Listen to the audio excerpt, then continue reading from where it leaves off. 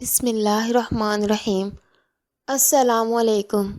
Welcome to my channel میری کہانی centre. تمام ویڈیو اپڈیٹ کے لیے میری کہانی سینٹر کو سبسکرائب کر کے بیل نوٹیفیکیشن کو آن کر لیں تاکہ ہماری تمام نئی آنے والی ویڈیو سب سے پہلے آپ تک پہنچ سکیں۔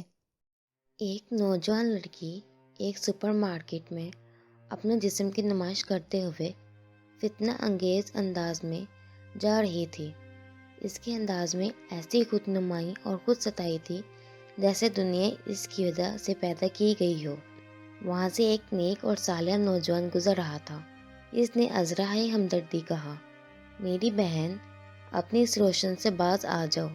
اگر اسی حالت میں مالک الموت یعنی موت کا فرشتہ تمہارے پاس آ پہنچا تو اللہ کو کیا جواب دو گی؟ اس کے جواب میں وہ مغرور لڑکی کہنے لگی، اگر تم میں جرأت ہے تو ابھی اپنا موبائل نکالو اور اپنے رب سے کال ملاؤ کہ وہ ملک الموت کو بھیجے۔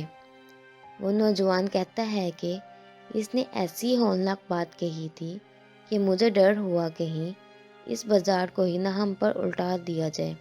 میں ڈرتا ہوا جلدی سے وہاں سے نکلا۔ جب میں بازار کے کنارے پر پہنچا تو میں نے اپنے پیچھے چیخو پکار اور آہ بکا کی آوازیں سنی۔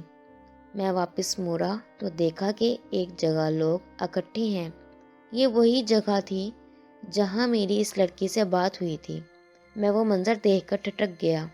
وہ لڑکی ٹھیک اسی جگہ پر مردہ حالت میں پڑی تھی جہاں اس نے ملک الموت کو بلانے کا چیلنج کیا تھا۔